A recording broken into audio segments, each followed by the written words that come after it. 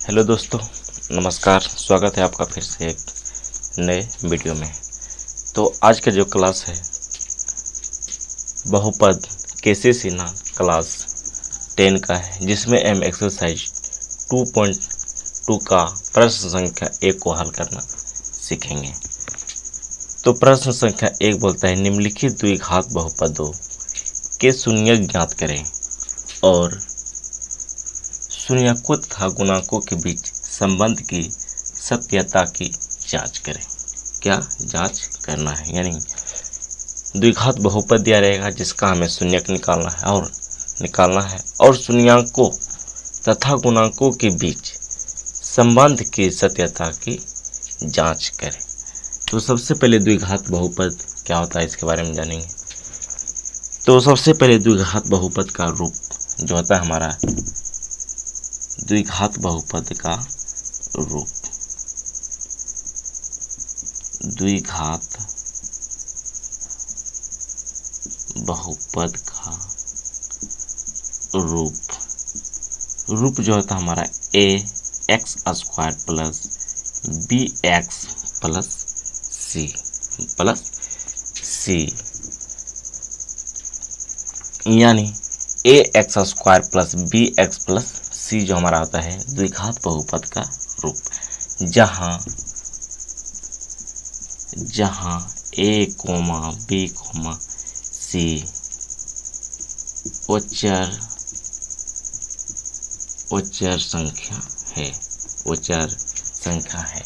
कहने का अर्थ यह है कि A X square plus B X plus C जो है हमारा ये द्विघात बहुपद का रूप है, और जहाँ ए बी सी यह क्या है उच्चर संख्या है। कहने का अर्थ यह है कि ए बी सी के स्थान पे हमारा कोई भी उच्चर संख्या हो सकता है। उच्चर संख्या आपको पता होगा कि वास्तविक संख्या को ही हम उच्चर संख्या कहते हैं, जिसे -2, 5, 6 कुछ भी हो सकता है उच्चर संख्या, बटा 1/2 रूट वाली संख्या, ये सारे हमारे वास्तविक संख्या कहलाता है।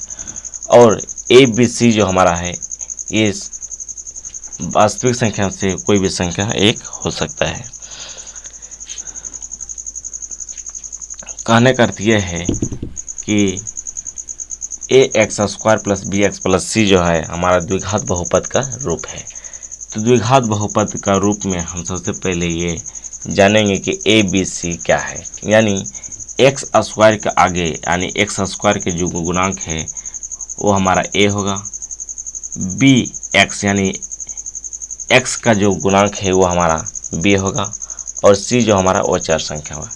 यानी ए बी सी जो हमारा क्या उच्चर संख्या कहने का अर्थ है, मान के चलो 5x square plus b plus 6x plus 5। तो देखिए ये एक द्विघात बहुपद का रूप है। द्विघात बहुपद को पहचानने के लिए सबसे बड़ा घात 2 होना चाहिए, फिर इससे कम, फिर इससे कम। कहने का अर्थ ये है कि द्विघात बहुपद में सबसे बड़ा घात 2 होगा, उसके बाद 2 से कम हो सकता है लेकिन ज़्यादा नहीं हो सकता है।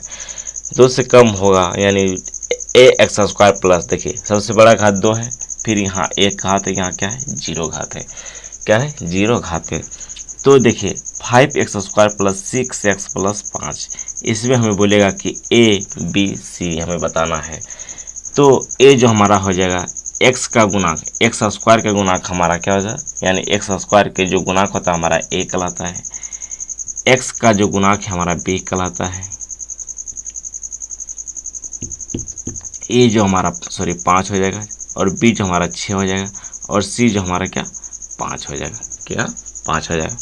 तो आपको ए बी सी पहचानना आ गया होगा कि ए बी सी किसे कहेंगे, ए बी सी किसे कहेंगे। मान के चलो दूसरा समीकरण है 5x square minus 2x plus 4। तो इस बहुपद में ये द्विघात बहुपद जो है इसमें हमें ए बी सी पहचाना है। तो ए जो हमारा हो जाएगा एक्स स्क्वायर के गुणांक, यानी एक्स स्क्वायर का जो गुणांक होता है वो हमारा ए कहलाता है, एक्स का जो गुणांक होता है वो हमारा बी कहलाता है, बी जो हो जाएगा -2, यानी एक्स स्क्वायर के आगे कुछ भी जो भी रहेगा वो हमारा ए कहलाएगा, और एक्स का आगे जो भी रहेगा क्या वो हमारा बी कहलाएगा। एक्स का क्या है -2 है, तो -2 हमारा बी हो जाएगा, और सी जो हमारा क्या 4 हो जाएगा। तो ये आपको ए बी सी पहचानना आ गया होगा। एक द्विघात बहुपद में ए और बी सी क्या होता है, ये आपको पहचानना आ गया होगा और आप इसे लिख सकते हैं। तो इसके बाद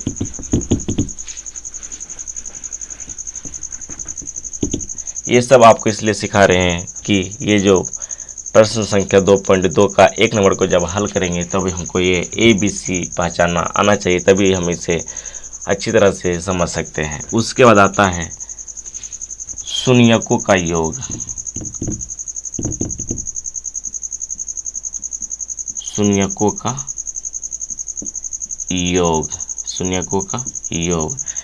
तो शून्यकों का योग क्या होता है, ये अब अभी हम समझ लेते हैं, उसके बाद क्या होता है इसके बारे में आगे जानेंगे। शून्यकों का योग एक फार्मूला होता है alpha plus alpha plus beta minus b बटा ए, और शून्यकों का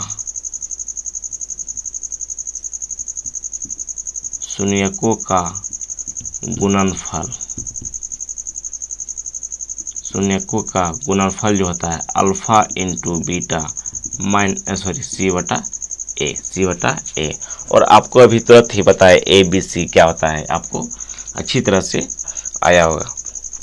तो आप इसे भी ये 2 फार्मूला याद रखेंगे। इसी की मदद से हम ये प्रश्न संख्या ए को हल करेंगे, तो आप इसे भी लिख लीजिएगा। उसके बाद प्रश्न संख्या 2.2 का प्रश्न संख्या 1 का 1 नंबर को हल करेंगे। तो पहला प्रश्न जो है एक्स स्क्वायर माइनस क्या है 3x, तो सॉरी 3 है, क्या है 3 है। तो देखिए इसको हल करने के लिए क्या करेंगे, x का मान निकालेंगे। क्या करेंगे, x का मान निकालेंगे। तो x का मान निकालेंगे यानी शून्य को निकालना है। तो ये जो बहुपद है द्विघात बहुपद करने का अर्थ ये है, देखिए ये जो समीकरण है, ये जो बहुपद है इसके सबसे बड़ा घात जो है क्या 2 है, इसलिए ये जो है द्विघात बहुपद है। तो इसको बराबर में क्या लिखेंगे 0 लिखेंगे, और उसके बाद x का मान लिखेंगे। तो एक्स स्क्वायर बराबर 3, इधर 3 जो क्या है माइनस में है, बराबर की इस साइड लेंगे तो क्या हो जाएगा प्लस का 3 हो जाएगा, क्या हो जाएगा प्लस का 3। उसके बाद x का मान जब निकालेंगे तो यह स्क्वायर है, इधर आके क्या हो जाएगा रूट हो जाएगा। लेकिन ये जो रूट जब आएगा ये क्या आएगा प्लस और एक माइनस लेकर आएगा। ये जो रूट जो आएगा ये प्लस और माइनस लेकर आता है। तो x का जो मान हम लिख सकते हैं एक बार प्लस का √3, एक बार माइनस का √3। यही जो x का मान है, यही जो x का मान हमारा 2 आया, एक को हम बोलेंगे अल्फ़ा और दूसरे को बोलेंगे बीटा। एक को बोलेंगे अल्फ़ा और दूसरे को बोलेंगे बीटा है।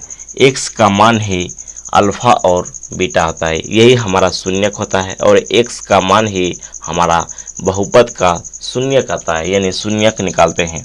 यही जो x का मान निकलता है इसी को हम शून्यक बोलते हैं। तो शून्यक तो हम निकाल लिए, लेकिन बोलता है शून्यक ज्ञात करें। तो शून्यक हम ज्ञात कर लिए, x का मान निकाल लिए। x का मान जो हमारा आया √3 आया और क्या -√3 आया। उसके बाद बोलता है शून्यक को तथा गुणांकों के बीच संबंध की सत्यता की जांच करें, तो जांच करने के लिए सबसे पहले क्या करना है, जांच करना है। तो जांच करने के लिए आपको अभी जस्ट ही बताए हैं कि जो द्विघात बहुपद है उसमें हम a का मान लिख लेंगे, b का मान लिख लेंगे और c का मान लिख लेंगे। तो हम पहले बताए हैं कि x स्क्वायर के यानी गुणांक जो होता है वो हमारा एक कहलाता है। तो x स्क्वायर का गुणांक कुछ भी नहीं तो क्या है 1 है। लेकिन b जो होता है x का गुणांक होता है, लेकिन b जो है देखिए इसमें x का गुणांक नहीं है, यानी x स्क्वायर माइनस क्या है 3 है। x का यानी x के साथ कोई भी संख्या नहीं है, यानी तो b हमारा हो जाएगा 0, और c जो हमारा क्या ओचर संख्या होता है, ओचर संख्या क्या है -3 है, तो ये हमारा क्या हो जाएगा -3c हो जाएगा। तो ए बी सी हम क्या किए, ये बहुपद से हम निकाल लिए। देखिए x का गुणांक b कहलाता है, लेकिन x का गुणांक है यहाँ, एक्स स्क्वायर का गुणांक 1 था, 1 लिख दिए। लेकिन उसके बाद देखिए x का गुणांक नहीं था, जैसे ये जो हमारा रूप होता है, सॉरी यहाँ लिख देते हैं ए एक्स स्क्वायर प्लस या माइनस कुछ भी बी एक्स प्लस सी होता है, ठीक है। लेकिन x का गुणांक जो होता है b कहलाता है, लेकिन x का गुणांक है इसमें नहीं है, तो हम कहेंगे कि b का मान जो हमारा क्या है 0 है। लेकिन c क्या है -3 है, वो चर संख्या क्या है -3 है। तो आप समझ गए होंगे कि ए बी सी कहाँ से आया है, ए बी सी कहाँ से हम लिखे हैं। उसके बाद जांच जो कहता है सबसे पहले हम निकालेंगे शून्यकों का योग, शून्यकों का योग, शून्यकों का योग, यह हम जांच कर रहे हैं, संबंध को संबंध का सत्यता कर रहे हैं। तो शून्यकों का योग जो होता है अल्फा प्लस बीटा होता है, ये अल्फा जैसे लिखेगा अल्फा प्लस बीटा होता है, माइनस बी बटा ए। तो अल्फा का जो मान है अल्फा जो है क्या है एक +3 उसके बाद ये प्लस फिर -√3 है। उसके बाद देखिए b का मान जो हमारा क्या है, b का मान जो हमारा क्या है 0 है, b का मान 0 -0 हो जाएगा, और a का मान क्या है 1 है, a का मान क्या है 1 है। तो इसको क्या कर लेंगे, हल कर लेंगे, तो √3 प्लस माइनस माइनस हो जाएगा -√3 बराबर, इससे हम लिख सकते हैं 0 जो है माइनस प्लस में नहीं होता है, उससे हम 0 ही पढ़ेंगे। तो देखिए प्लस √3 में -√3 घट जाएगा, यानी कट जाएगा, यानी क्या घट के क्या बच जाएगा 0। तो 0 बराबर 0 यानी शून्यकों का योग, अगर ये दोनों अल्फा प्लस बीटा बराबर -b बटा a, इसका जो मान हमारे बराबर आ जाए तो हम कहेंगे तो ये हमारा क्या हो गया शून्यकों का योग, यानी शून्यकों का योग निकल गया। उसके बाद निकालेंगे, और हमेशा अल्फा प्लस बीटा का मान -b बटा a के बराबर होना चाहिए, तभी तो ये क्या संबंध सही है, नहीं तो ये क्या गलत है। उसके बाद लिखेंगे गुणनफल शून्यकों का, सॉरी यहाँ नहीं लिखते, यहाँ लिख देते हैं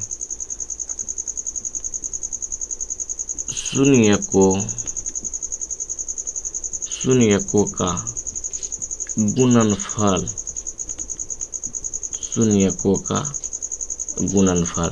तो शून्यकों का गुणनफल जो हम बताए क्या होता है अल्फा इंटू बीटा, इंटू यहाँ दशमलव नहीं पढ़िएगा, इसको पढ़िएगा इंटू यानी गुना पढ़िएगा, अल्फा गुना बीटा पढ़ेंगे।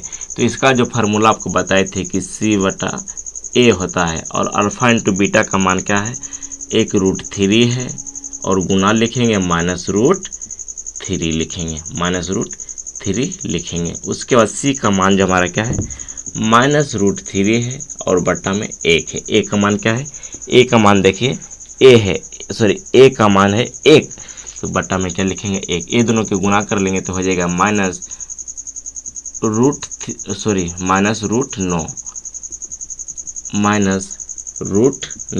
यहाँ हो जाएगा -√3, बटा में 1 लिखे चाहे नहीं लिखे, तो ये माइनस हो जाएगा √9 का वर्गमूल जो हमारा क्या आ जाएगा 3 आ जाएगा, क्या आ जाएगा 3 आ जाएगा, तो यहाँ लिखेंगे -√3 बराबर -√3।